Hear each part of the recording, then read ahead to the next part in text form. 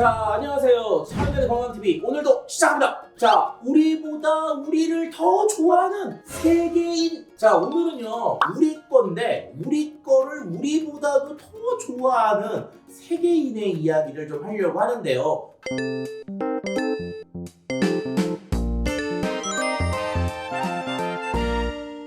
그거와 관련된 기사는 바로 손흥민. 자, 7월에 토트넘 핫스퍼, 손흥민 선수가 뜨고 있는 토트넘 핫스퍼가 한국을 방문했고요. 그리고 SNS에 한국에서 축구 선수들이 손흥민이 대접을 해서 코리아 바베큐인 한우를 먹었던 그런 기사들이 떴습니다. 그때 기사가 떴던 사진들을 보면은 굉장히 우리는 익숙한 모습이지만 정말 특이해서 외국인들은 깜짝 놀랐던 것들이 몇 가지가 있는데, 첫 번째는요 드레스 코드.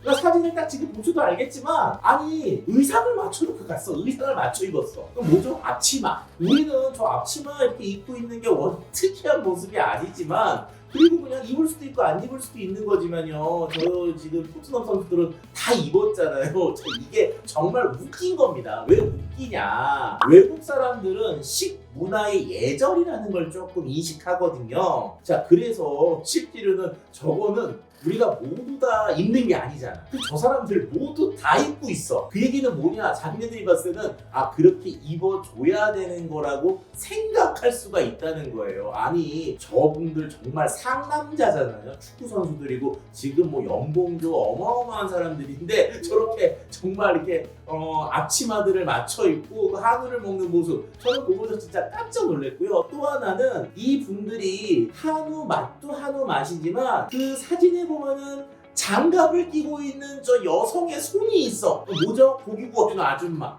이 고기를 구워주는 아줌마를 보고도 깜짝 놀랐다고 합니다. 그리고 그 음식을 먹는 것들이 점점 위로, 즉 어떻게 보면 서양에서도 나름 성공한 계층으로 점점 확대되고 있는 것으로 생각이 드는데, 그걸 또 알 수 있는 기사가 있어요. 2021년에 기네스 패트로라고 하는 아이언맨의 이제 애인 역으로 많이 나왔던 여배우인데, 이분이 코로나19를 걸렸었고 그 후유증을 이겨냈는데, 그때 나를 지켜준 게 바로 뭐냐? 김치와 그 다음에 한식이라고 인터뷰를 한 거예요. 물론 그게 과학적 근거가 부족하다라고 하는 정정 기사가 아마 뒤에 나간 걸로 알고 있는데, 어쨌든 본인은 한식과 김치를 먹고 있다는 거는 알 수가 있었던 거죠. 이 기네스 패트로 같은 사람 같은 경우 워낙 유명한 여자 배우고, 그리고 나름대로 서양에서 성공한 계층인데, 그 성공한 계층들도 지금 한국의 음식을 즐기고 있다는 것은 어떻게 보면은 단순히 K푸드의 영향이 단순하게 보편적으로 퍼졌다는 것보다는 굉장히 상류층으로 올라가고 있다는 것을 인지할 수 있는 그런 중요한 기사였어요. 자, 그런데 한국 K푸드는 역시 뭐니 해도 불닭볶음면. 요거 먹방에서 먹고 나서 사람들이 이걸 가지고 이제 얼마큼 먹었느니, 얼마나 셌느니, 얼마나 매웠느니, 뭐 이런 것들은 워낙 다양한 유튜브들이 먹방에서 챌린지를 하고 있으니까 많이 알고 있는데, 여기서 좀 재밌는 건 불닭볶음면 우리나라 사람은 생각보다 잘 안 먹잖아요. 물론 저는 안 먹습니다, 매워서. 근데 우리는 저거 말고도 비빔면도 있고 짜파게티도 있고 다양한 것들이 있는데, 이제 이런 것들을 서양 사람들은 이제 먹고 있는 거. 그래서 어떻게 보면 우리보다도 더 사랑을 받고 있는, 외국 사랑받고 있는 게 저 불닭볶음면이 아닌가, 뭐 이런 생각도 잠깐 해봤네요. 자, 그리고 또 뭐가 있었냐, 한국을 대표하는 또 K컬처 기생충이 있었어요. 기생충, 그쵸? 기생충 아카데미상을 받았는데, 참 재밌는 거는요, 일본의 한 카페에서 기생충 못지않게 한국을 알렸던 뭐죠? 짜파구리. 이 짜파구리 세트를 만들었어. 뭐냐면은 일본의 한 카페, 조금 고급 카페에서요, 기생충이 일본에서 개봉하는 것과 맞춰서 짜파구리 세트를 만들어서 팔았다는 거야.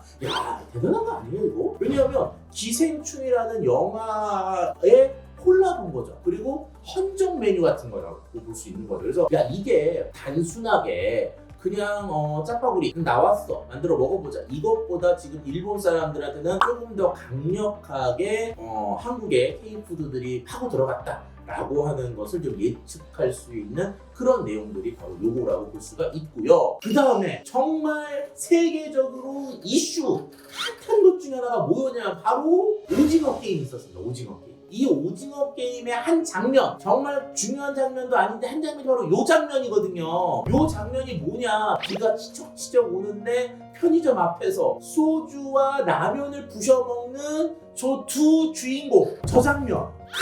그냥 우리는 지나가는 장면 아닙니까 저거? 그냥 솔직히 여러분들이나 저나 그냥 뭐라고 할까요? 편의점 앞에서 비 오는 날 소주 좀 까봤잖아. 근데 한국 사람들은 뭐 소주 아니면 맥주를 먹던지 뭐 그런 모습인데 이게 임팩트가 어마어마하게 컸나 본데 이걸 알 수 있는 기사가 있었습니다. 바로 뭐냐면요, 요거예요. 이분은요 카를로스 알바다로 코스타리카 대통령이거든요. 근데 이분이 이제 코스타리카에서 가장 젊은 여태까지 대통령이 가장 어린 대통령인데 21년 11월 24일 날 한국에 이제 왔습니다. 왔는데 거기서 뭐라 그러냐, 나는 한류를 즐긴다. 그리고 나는 소주와 김치를 좋아한다. 뭐 이렇게 인터뷰를 했어요. 더 웃긴 건 뭐였냐면, 재밌었던 건 뭐냐면 젊은 대통령이니까 부모님들이 살아계셨을 거 아니에요. 근데 이 부모님들도 한국을 알아. 그래서 어머니하고 아버지가 한국에 가는 김에 이것 좀 사다 줘 그랬는데 그 중에 아버지가 사오라고 했던 게 바로 뭐냐면 저 오징어 게임에서 나왔던 초록병, 즉 소주를 사갖고 오라고 한 거예요. 너무 놀랍지 않습니까? 왜냐면 소주라고 하는 술이 고급 술이 아니잖아요. 이게 우리가 옛날에 이제 어디 뭐 여행 가거나 그러면은 좀 비싼 술 이런 것 좀 사오라고 부탁을 드리는 경우는 있었지만 그냥 소주를 사온다? 이게 좀 저는 약간 좀 알 수가 없는 그런 내용인데, 어쨌든 그래서 저분이 아버지가 부탁했으니까 소주병을 사갔는지 안 사갔는지 모르겠지만 어쨌든 소주 사갔었지 않을까 그런 생각이 좀 드네요. 어쨌든 이렇게 한국의 음식들은 세계적으로 많이 퍼져나가고 있고, 약간 평범하고 대량으로 먹는 것들부터 상당히 고급 하이 클래스 사람들이 즐기는 음식까지도 K푸드는 굉장히 열광적으로 퍼지고 있어요. 자, 그런데 여기서 왜 한식은 세계적으로 히트를 치고 있느냐, 이거에 대해서 좀 말씀드리고 싶어요. 수많은 유튜버들이 한식에 대해서 K푸드의 어떤 그 큰 영향력, 흥행 이거에 대한 건 다 소개를 하는데, 그러면 왜 한식이 세계적인 사람들, 특히 최근에는 서양의 하이클래스 나름대로 배웠고 먹어봤다는 사람들도 한식에 열광을 하게 하느냐, 이거에 대해서 명확히 얘기한 분은 없거든요. 그걸 제가 오늘 말씀을 드리려고 합니다. 자, 2000년에요. 20세기에서 21세기로 넘어갈 때 음식을 하는 전문가들 사이에서는 21세기를 주도할 트렌드한 음식은 어떤 것이 될 것이냐에 대한 고민을 하게 돼요. 이해되시죠? 뭐냐면 음식도 유행이 있고 흐름이 있는데 이제 20세기가 끝나고 21세기가 됐을 때 21세기의 세상에서는 어떤 음식들이 히트를 치고 그것들이 트렌드가 될 거냐에 대한 것들을 정의하게 됩니다. 그 정의했던 내용들을 보면 그게 한식이에요. 자, 어떤 거냐면 이 부분이에요. 첫 번째는 뭐냐면요, 영양 균형식이어야 돼요. 즉 뭐냐면 영양적으로 탄수화물, 지방, 단백질, 비타민, 무기질이 골고루 들어있어서 영양적인 균형을 맞춰 놓은 그런 식품이 돼야 된다. 자, 두 번째 조건이 있는데 뭐냐면요, 이거 좀 특이해요. 그 음식을 봤을 때 식재료가 무엇인지 알 수 있어야 돼요. 그러니까 봤는데 이거 뭐로 만들었지? 이러면 안 된다는 거예요. 이거는 당근, 이거는 오이, 이거는 소고기, 이건 닭고기, 이렇게 그 식재료가 무엇인지 알 수 있어야 된다는 거고요. 세 번째가 뭐냐면은 건강식이어야 되는 거죠. 요 세 가지를 갖춰야지만 21세기 식품의 트렌드를 주도할 수 있다라고 이제 2000년 정도쯤에 제시가 되었거든요. 자, 그런데 그런 식품이 뭐가 있을까라고 이제 생각을 해보면 생각보다 많지가 않습니다. 하지만 제가 지금 보여드리는 사진 한번 잠깐 보세요. 뭐냐면 이거예요.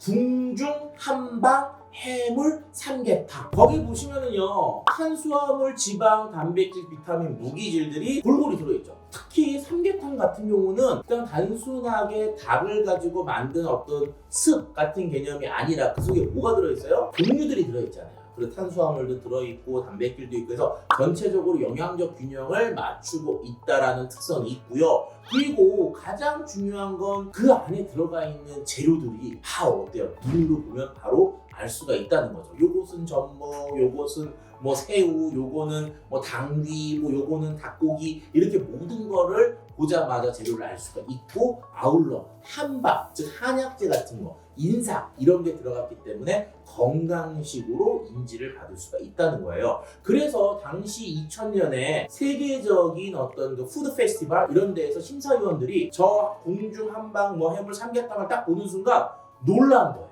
왜냐하면 아까 말씀드렸던 세 가지 조건을 음식으로 모두 다 녹여낸다는 거는 생각보다 쉽지가 않은데, 그런 것들을 너무나 자연스럽게 녹여는 음식이 있었다는 거에 그 사람들이 깜짝 놀랐다는 거죠. 그래서 그때 저 식품을 가지고 외국에 간 분이 결국 입상을 해서 금상인가를 타갖고 온 것으로 저는 기억을 하고 있습니다. 근데 저것뿐만 아니라 또 하나 한국을 대표하는 음식이 또 뭐가 있어요? 비빔밥. 이 비빔밥도 역시 마찬가지로 저거 굉장히 많은 특성이 있죠. 우리가 일반적으로 샐러드는 탄수화물이 없잖아요. 근데 비빔밥이 되면서 밥이 들어가면서 탄수화물을 갖게 되고, 그래서 영양적 균형이 샐러드만 먹었을 때보다 더 맞춰지는 특성이 있고, 적당한 양의 단백질, 뭐 육회나 또는 달걀을 넣어서 단백질도 보충해지고, 그 다음에 약간의 기름, 그리고 채소가 들어가서 비타민과 무기질이 공급이 돼서 비빔밥은 정말 영양적 균형이 좋은 식품 중에 하나거든요. 그런데 그 안에 들어가 있는 재료들 다 알 수가 있어요.